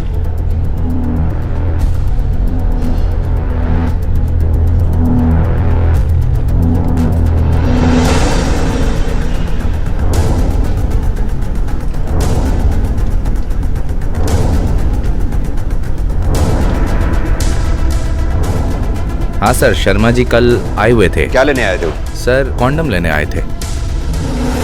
कितने बजे आए होंगे? सर दोपहर में 1 बजे के करीब। इतना अच्छे से कैसे याद है आपको? सर मैं उसी समय खाना खाता हूँ, इसलिए मुझे याद है। ठीक है।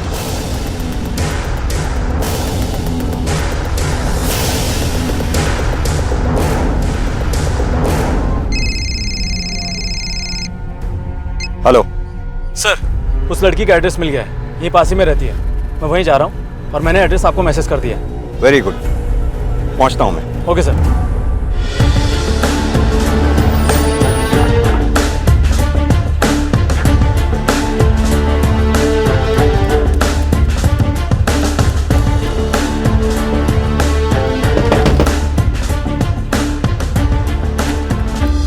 हाँ जी। छाया यहीं रहती है? जी हाँ, किराएदार है मेरी, लेकिन इस वक्त वो घर पे नहीं है। कल से लौटी नहीं वो। क्या बात है?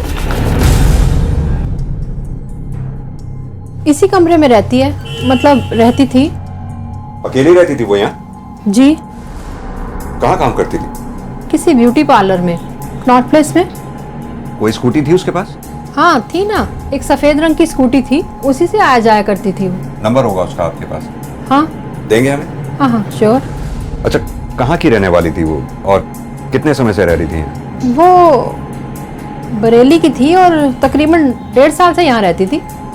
बरेली का एड्रेस चाहिए होगा। वो रेंट एग्रीमेंट में होगा, मैं अभी लाती हूँ। प्लीज। चलो जॉन।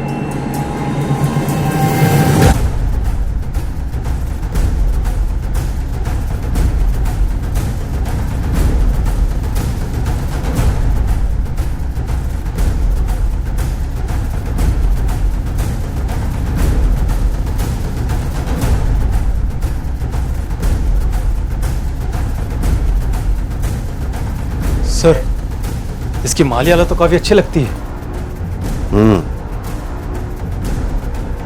सर ये रहा उसका बरेली का एड्रेस।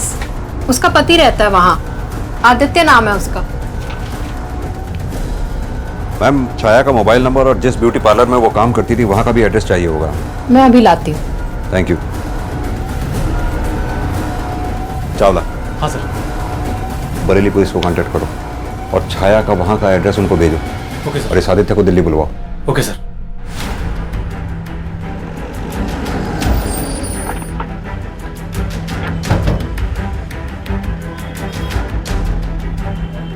एक साल पहले थी वो यहाँ पर, सिर्फ 3 महीने के लिए। उसके बाद वो काम छोड़कर चली गई। क्यों? पता नहीं, कुछ बताया नहीं उसने। उसके बाद आपने उसे कभी देखा? नहीं, वो आया करती थी यहाँ एज अ कस्टमर, पर जब वो यहाँ काम किया करती थी तब ना उसके पास पैसे होते थे ना ढंग के कपड़े होते थे। लेकिन जब वो यहाँ एज अ कस्टमर आने लगी तब उसके पास महंगे महंगे कपड़े थे, महंगे महंगे ट्रीटमेंट्स लेने लगी। ऐसा क्या करने लगी थी वो? वही तो मैंने उससे पूछा। फिर उसने बताया कि वो कुछ इंश्योरेंस का काम कर रही है। अंकल और आंटी बहुत अच्छे थे सर, दोनों ही फाइनेंशियल एडवाइजर थे। मैंने भी कई इंश्योरेंस पॉलिसी करवाए थे उनसे।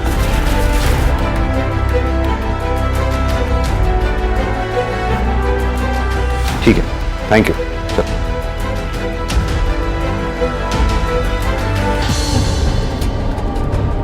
सर, कहीं ऐसा तो नहीं कि छाया ने मिस्टर शर्मा के साथ कोई नया काम शुरू किया हो?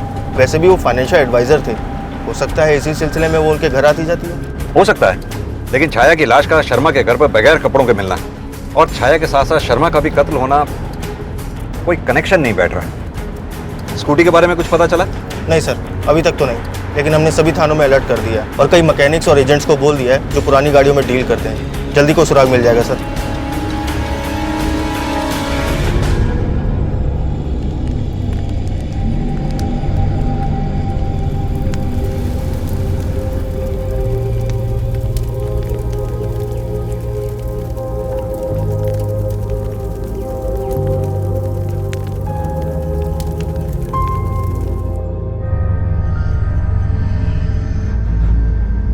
आपके घर से एक लड़की की लाश मिली थी जिसके बदन पर एक भी कपड़ा नहीं था। कौन थी वो? कहीं उसका अफेयर आपके फादर के साथ तो नहीं चल रहा? कहीं इसी के चलते तो ये कत्ल नहीं हुए? क्या बकवास कर रहे हैं आप लोग? हमारे पेरेंट्स का मर्डर हुआ है, उनका अंतिम संस्कार करके आ रहे हैं। मुझे कुछ नहीं कहना। हटिए आप लोग। सुनिए सर। सर, छाया के फ्लैट से उसके बैंक की डिटेल मिली है। सर, ये छाया के पिछले 6 महीने के कॉल रिकॉर्ड्स और ये मिस्टर शर्मा की कॉल रिकॉर्ड। सर, हमें इसमें एक नंबर मिला है जो पहले तो हमें डाउटफुल नहीं लगा, लेकिन बाद में जब चेक किया गया तो पता चला ये नंबर छाया का है। सर, छाया के बैंक की डिटेल और मिस्टर शर्मा और मिसेस शर्मा की डिटेल से मैच हो रहा है। जब मिस्टर शर्मा या मिसेस शर्मा के अकाउंट से कोई बड़ा कैश निकला है, उतना ही कैश सेम डेट पर छाया के अकाउंट में डिपॉजिट हुआ है, जो कि मंथली 5 से 6 लाख के बीच है। एक बात तो तय है कि छाया शर्मा के साथ मिलकर काम कर रही थी, लेकिन सवाल यह है कि छाया शर्मा के लिए ऐसा क्या कर रही थी जिसके लिए शर्मा उसको 5 से 6 लाख रुपए महीना इतनी बड़ी रकम दे रहा था। मान लिया जाए कि छाया शर्मा को असिस्ट कर रही थी, लेकिन शर्मा को तो कमीशन का चेक मिलता होगा, वो छाया को कैश में पेमेंट क्यों कर रहा था? ये तीनों मिलकर ऐसा कर क्या रहे थे? फाइनेंशियल का बिजनेस या कुछ और? वो क्या वजह थी जिसके लिए शर्मा छाया को हर महीने इतने सारे पैसे दे रहे थे? क्या उसके बदन से उतरे हुए कपड़ों का उसके बैंक अकाउंट में आने वाले पैसों से कोई संबंध था? इन सवालों के जवाब जानने के लिए पुलिस ने अपने जांच के दायरे को फैलाकर उसमें शर्मा के क्लाइंट्स को भी शामिल कर लिया। क्या पुलिस का यह कदम सही साबित होने जा रहा था? क्या इस जांच से कुछ ऐसा निकल कर आने वाला था जो इस पूरे मामले पर पड़े रहस्य के पर्दे को उठा देने वाला था?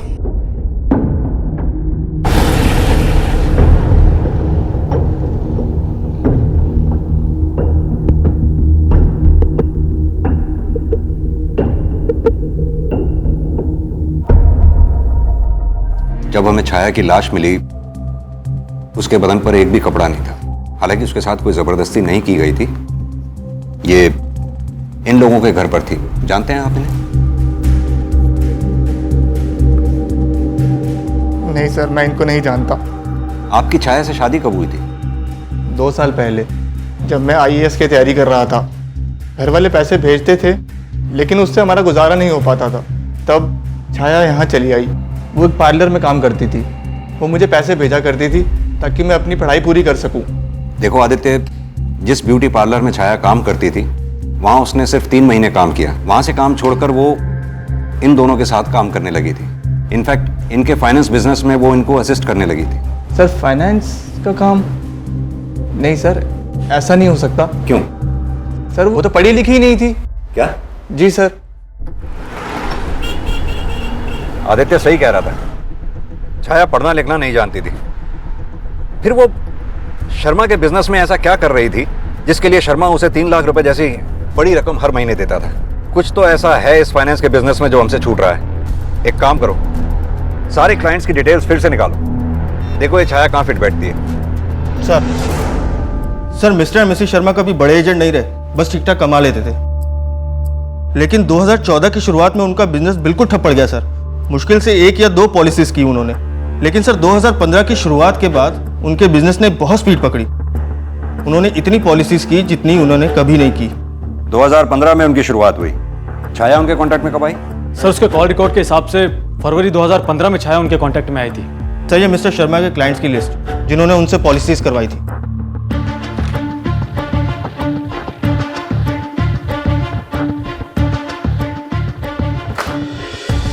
अब समझ में आ रहा है कि छाया शर्मा के लिए क्या काम करती थी और कैसे करती थी। हाँ, मैंने जो पॉलिसी ली है वो काफ़ी बड़ी तो है, लेकिन मैंने सोचा था कि अपनी सेविंग से कुछ निकाल कर या कहीं से मैनेज करके मैं प्रीमियम भर दूंगा। लेकिन सर, पॉलिसी लेना कोई क्राइम तो नहीं है। मिस्टर शर्मा को अपना एजेंट अपॉइंट करने का डिसीजन मेरा अकेले का डिसीजन नहीं था। कंपनी के कुछ और सीनियर्स ने मिलकर यह डिसीजन लिया था। और वैसे भी एजेंसी बदलना कोई इलीगल तो है नहीं। It's not a breach for any law, right sir? यह कोई मजाक नहीं है, मर्डर का केस है, मर्डर का।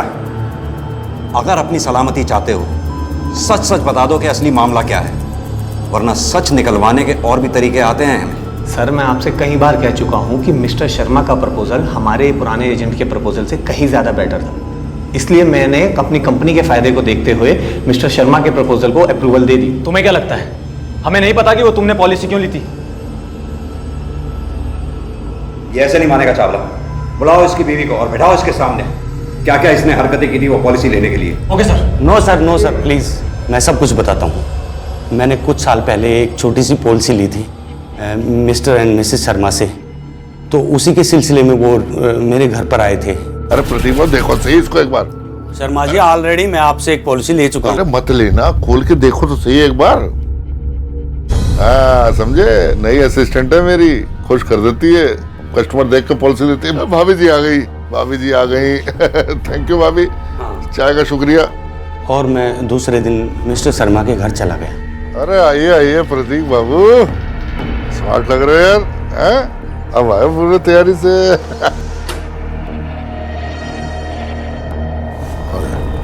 चलिए, अरे चलो।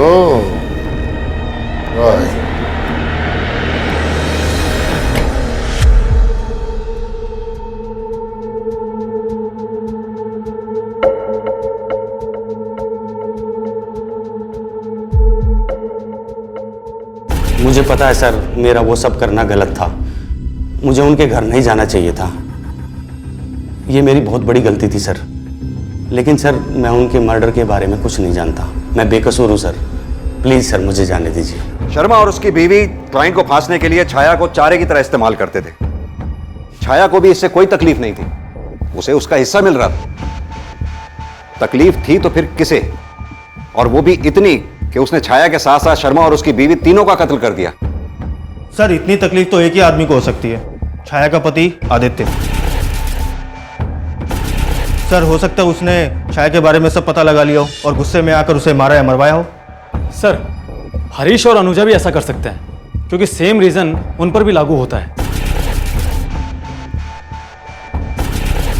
उन तीनों को बुलाओ, मैं उन्हें खुद इंटेरोगेट करूंगा। जी सर।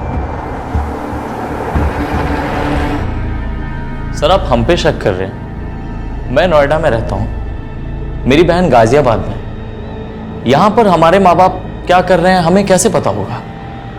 सर मैं नौकरी करने के बजाय पढ़ाई कर रहा हूँ, क्योंकि मुझे अपनी काबिलियत पर भरोसा है, और अगर मुझे पता होता कि वो इस तरह पैसे कमा रही है तो मैं उसके पैसे को बिल्कुल हाथ नहीं लगाता। तुम्हारी बीवी 18 महीने से दिल्ली में रह रही थी, वो कहाँ रह रही थी, कैसे रह रही थी, एक बार देखने नहीं आए? क्यों? मैं तो चाहता था सर, लेकिन छाया मुझे मना कर देती थी, कहती थी अपनी पढ़ाई पे कंसंट्रेट कर। मुझे नहीं पता था वो ये सब क्यों कर रही थी। सर ना तो अंकित आपसे झूठ बोल रहे हैं और ना मैं। हम दोनों नहीं जानते थे कि हमारे मम्मी पापा ऐसा कोई काम कर रहे हैं। मैं तो खुद शर्मिंदा हूँ कि वो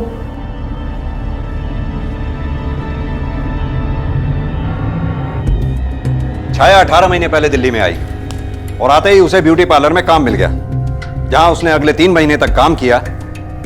फिर वो मिली शर्मा से फरवरी में। शर्मा से मिलने और काम छोड़ने के बीच में 5 महीने का गैप है।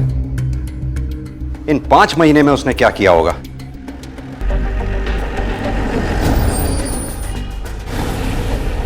लेकिन उसने तो मुझे कभी नहीं बताया कि जॉब छोड़ दिया है। किराया भी टाइम पर देती थी मुझे और रोज की तरह स्कूटी लेकर जाया भी करती थी। अब अगर जॉब पर नहीं जाती थी, कहाँ जाती थी मुझे नहीं मालूम।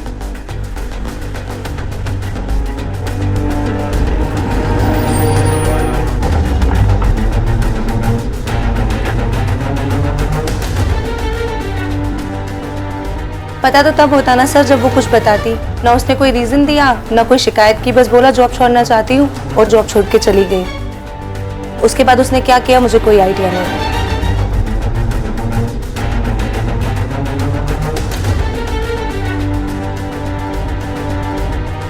छाया आप लोगों के साथ में काम किया करती थी, वो जैसी भी थी, जो कुछ भी करती थी, फिर भी किसी को उसकी जान लेने का हक नहीं। अगर आप लोगों को छाया के बारे में कुछ भी मालूम है तो मुझे बताइए। आपकी बताई हुई बात से छाया के कातिलों तक पहुंचने में हमें आसानी होगी। सर मैं ज़्यादा कुछ तो नहीं जानती। उसके यहाँ काम छोड़ने के बाद 1 महीने पहले मैंने उसे उस लड़के के साथ देखा था।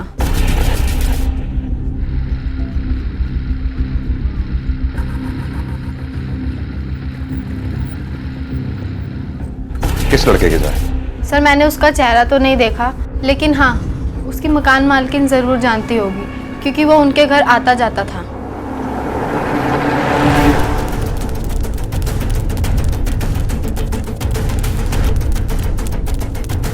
आपने इतनी बड़ी बात छिपाई हमसे? आपने हमें बताया क्यों नहीं कि छाया के साथ एक आदमी भी यहाँ रहता था? ये क्या कह रहे हैं आप? छाया यहाँ बिल्कुल अकेली रहती थी। हाँ कभी कभी उसका पति आया करता था कुछ दिनों के लिए। पति? आदित्य? हाँ मैंने बताया भी था उस दिन उसके बारे में। आपको हमारे साथ चलना होगा। आप कब से रह रही हैं? कुछ 15-20 साल से। सर ये है आदित्य। ये आदित्य नहीं है। मैं नहीं जानती इसको, कभी देखा भी नहीं छाया के साथ। लेकिन यही आदित्य है, छाया का पति। लेकिन उसने खुद मुझे किसी और से मिलवाया था और कहा था वो है उसका पति आदित्य।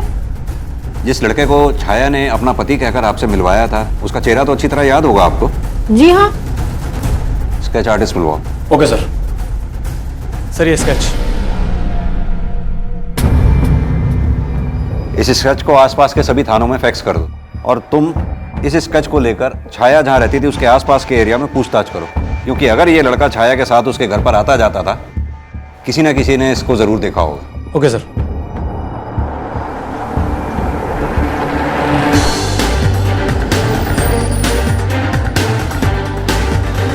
भाई साहब इस लड़के को तो कहीं देखा है? इस लड़के को देखा है, अक्सर इस मार्केट में पाया जाता है। कहाँ पे? ये टायर वाले की दुकान है ना? हाँ आपको यहाँ मिलेगा। पक्का यकीन है? पक्का मिलेगा आपको उस टायर वाली की दुकान। Okay, thank you.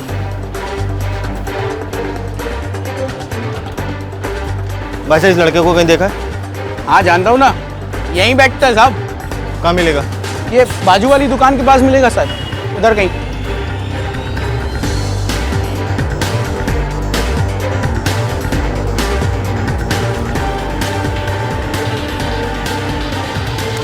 कौन है बे? भाई साहब सुनिए तो।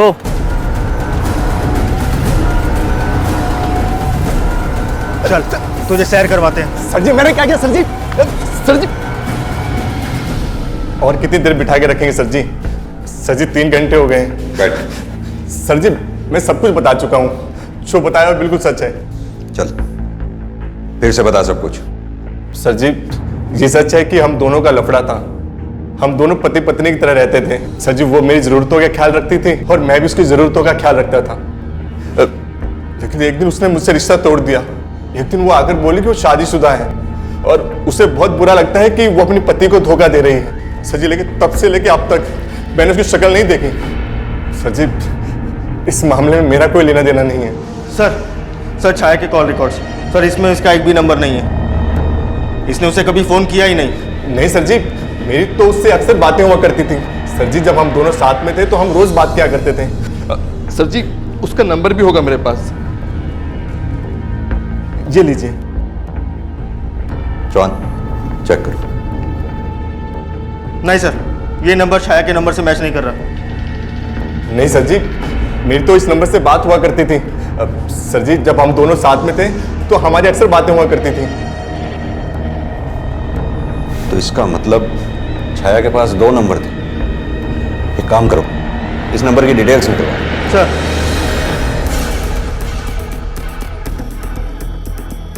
सर रघु का रिकॉर्ड साफ नहीं है। जीबी रोड पर लड़कियों की दलाली किया करता था। इसी मामले में एक बार जेल भी जाके आ चुका है। यानी वो जितना मासूम बनने की कोशिश कर रहा है उतना मासूम वो है नहीं। सर हमने छाया के दूसरे फोन के कॉल रिकॉर्ड निकाले हैं। सर रघु ने छाया के मर्डर से पहले उसे कई बार कॉल किया था। लेकिन वो तो ये कह रहा था कि छाया से अलग होने के बाद उसने आज तक कभी छाया से बात ही नहीं की। झूठ बोल रहा है सर। छाया के मर्डर से पहले और उसके बाद वो एक नंबर पर फोन किया करता था जो किसी माधव नाम का है, और वो भी कोई पाक साफ नहीं है सर। हिस्ट्री शीटर है। कार चोरी के केस में कई बार अंदर जा चुका है। मैंने अपने खबरियों को बोल दिया सर, लेकिन वो अंडरग्राउंड है। फोन ट्रेस करो, उठा लाओ उसे। ठीक है सर।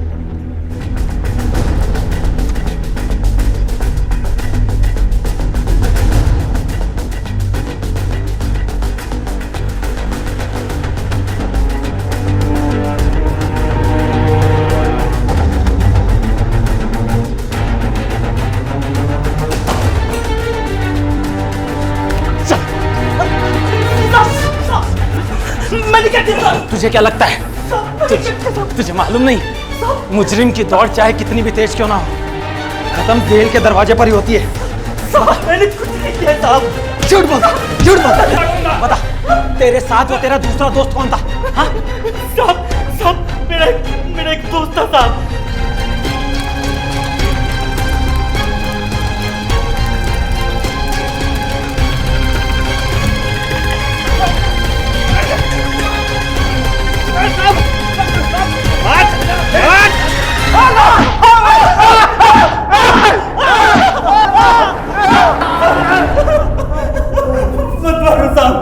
मैं सब बताता हूँ साहब। चल शुरू से बता सब कुछ। हमें पता था साहब कि छाया धंधा करती है, इसीलिए हम उससे मिलने चले गए। एक से बात हुई थी ना? ये मेरा दोस्त है, ये अपना पैसा अलग से देगा। और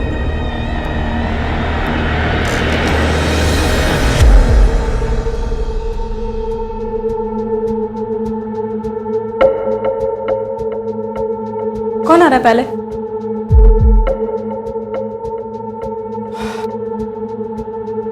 कॉन्डम लाया? लेकर आया? कैसे होगा? अरे यार भूल गया, अरेंज कर देना।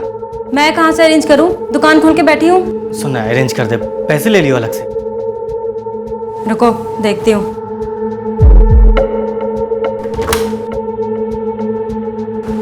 क्या अंकल, कैसे कैसे कस्टमर है, सामान लेके नहीं आते। पागल तो नहीं है साले? देखो कुछ अरेंज करो। हाँ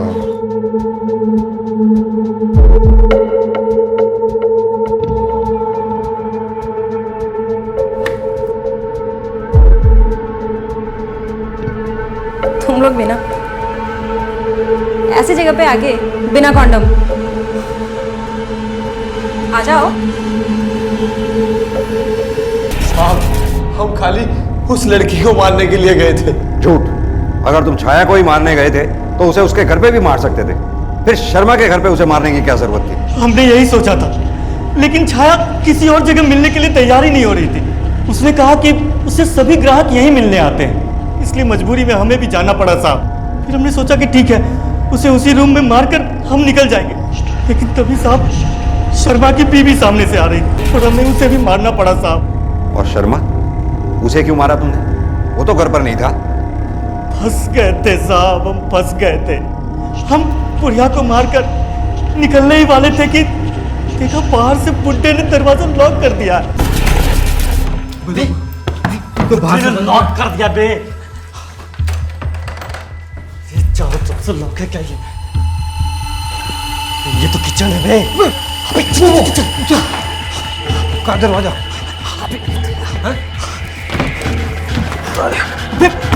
ये भी लॉक। सब लॉक कर रखा है यार। चल चल चल चल इधर।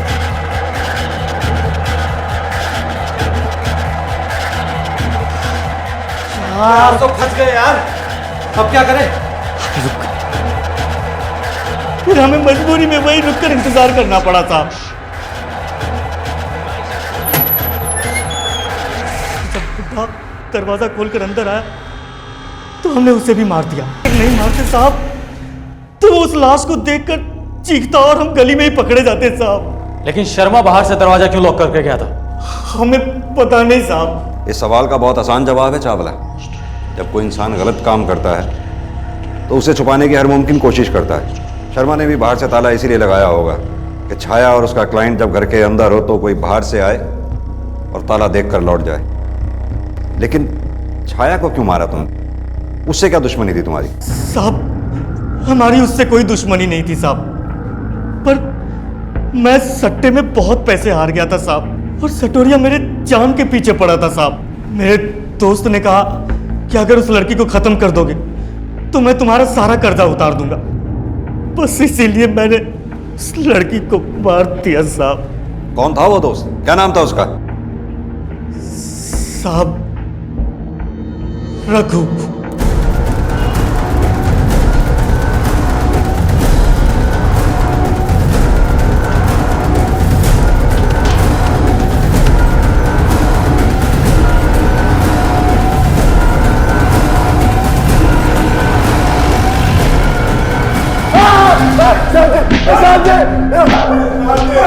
जॉन बता बता सब कुछ बोल। साहब मैं सब बताता हूँ, सब बताता हूँ मैं। बोल। जब मैं छाया से मिला था ना तो उसके पास एक भी पैसा नहीं था। मैं लेकर आया उसको इस धंधे में, सब सिखाया सर जी, लेकिन वो मुझे ही छोड़कर उस बुड्ढे शर्मा के साथ काम करने लगी। साहब जी उसने मुझसे बात करना भी छोड़ दिया, और जब मैंने उसको फोन मिलाया तो उसने बात करने की बजाय उस बुड्ढे शर्मा को फोन पकड़ा दिया। अच्छी तरह जानता हूं मैं कौन है तू। जीबी रोड के तल्ले छाया मेरे साथ काम करती है। शर्मा जी बात तो सुनिए, पहले एक बार बात तो कराइए। खबरदार जो आज के बाद फोन किया तो।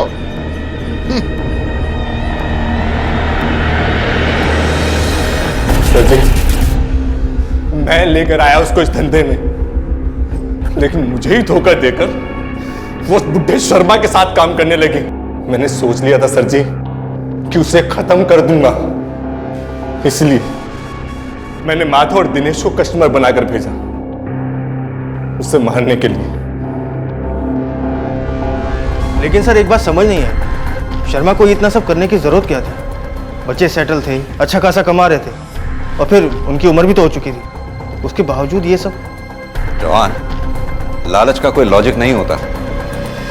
लालच का वाकई कोई लॉजिक नहीं होता, लेकिन उसका रास्ता और मंजिल हमेशा तय होते हैं। छाया की कम वक्त में बहुत ज्यादा कमाने की चाहत और बहुत कुछ होते हुए भी और पाने की शर्मास की भूख ने उनकी जान ले ली। हालांकि जुर्म को लोगों की नजरों से छिपाए रखने के लिए उन्होंने पूरी सतर्कता बरती थी। छाया जिस्म फरोशी का एक काम सिर्फ शर्मा की निगरानी में किया करती थी। मिस्टर शर्मा जब भी छाया को किसी ग्राहक के साथ छोड़कर घर से बाहर जाते तो वो बाहर से दरवाजे को लॉक करके जाते थे, लेकिन उनकी यही चालाकी आखिरकार उनकी मौत की वजह बनी।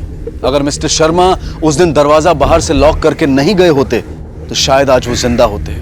और अगर इन सभी ने लालच का शिकार होकर गलत रास्ते पर पांव नहीं रखा होता तो आज ये सभी जिंदा होते। अब मैं अनूप सोनी आपसे विदा लेता हूं, फिर मुलाकात होगी अगले एपिसोड में एक और चौंका देने वाले केस के साथ। तब तक अपना और अपने परिवार का ख्याल रखें और देखते रहें क्राइम पेट्रोल डायल 100। सबक एक को सीख हम सबको। जय हिंद। इस तरह के और भी एपिसोड देखने के लिए हमारे चैनल को सब्सक्राइब करें और बेल आइकन दबाना ना भूलें।